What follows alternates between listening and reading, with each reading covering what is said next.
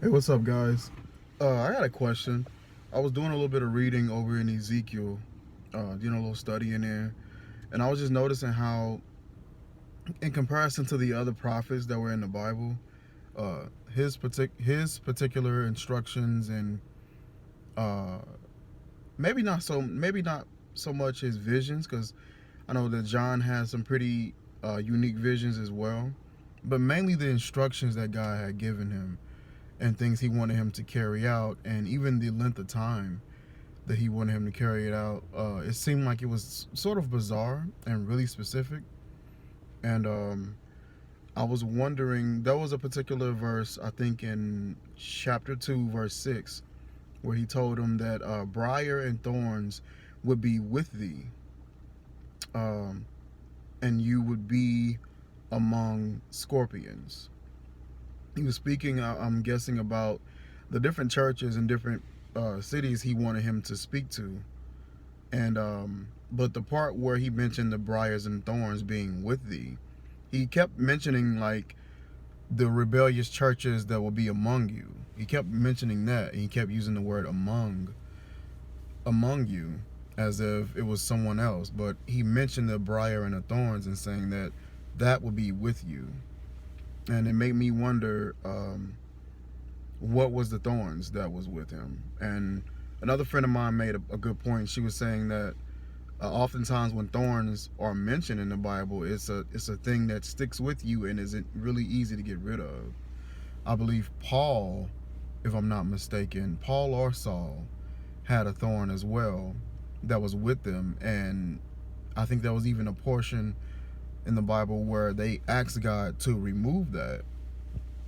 So my question was, um, is there is that particular scripture referencing a thorn that Ezekiel had with him, and what could it possibly be?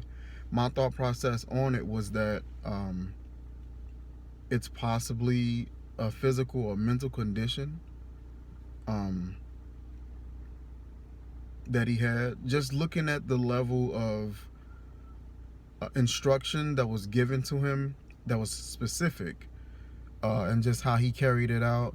And it seemed like there wasn't much resistance or question or why me or anything like that in those particular scriptures. Um, it seemed like there wasn't much resistance from him, and it was almost like it was very childlike how he carried out those instructions. Um, and I know it's a little weird to think this, but it reminds me of some kids that have like certain mental impairments, and some of those kids, when told to do something, they'll do exactly that. They'll do precisely what was told, and they do it with such reverence, and they do it with such zeal. And it reminded me of that. And oftentimes we'll look at people with impairments, people who may be, for example, maybe autistic or something like that, or a certain syndrome, and we'll look at them sometimes and kind of pass by them. But I believe sometimes God speaks directly to them and leans a lot closer to them than most.